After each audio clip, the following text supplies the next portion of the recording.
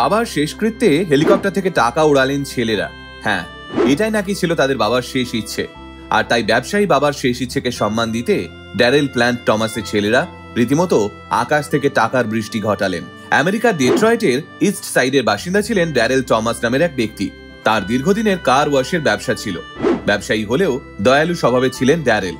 দুস্থ মানুষের কষ্টে সবসময় এগিয়ে যেতেন তিনি। কিন্তু বয়সকালে অ্যালজাইমার্স এর কবলে ধীরে ধীরে সবকিছুই ভুলতে বসেছিলেন ড্যারেল। সম্প্রতি তিনি গত হন এবং তার আগে নিজের শেষ ইচ্ছের কথা জানিয়ে গেছিলেন ছেলেদের কাছে।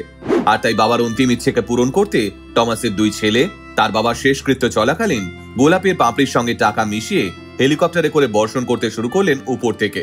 সব মিলিয়ে প্রায় $5,000 উড়িয়েছেন তারা, যা ভারতীয় মুদ্রায় প্রায় 4 লক্ষ টাকারও বেশি।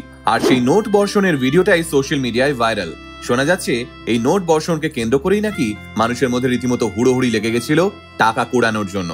জানিয়ে নাকি ইতিমধ্যেই নড়ে চড়ে বসেছে মার্কিন প্রশাসন। তবে এইভাবে নোট বর্ষণ না করে উনি হয়তো কোনো চ্যারিটিতে দান করে গেলে ভালো করতেন। আপনাদের কি মতামত?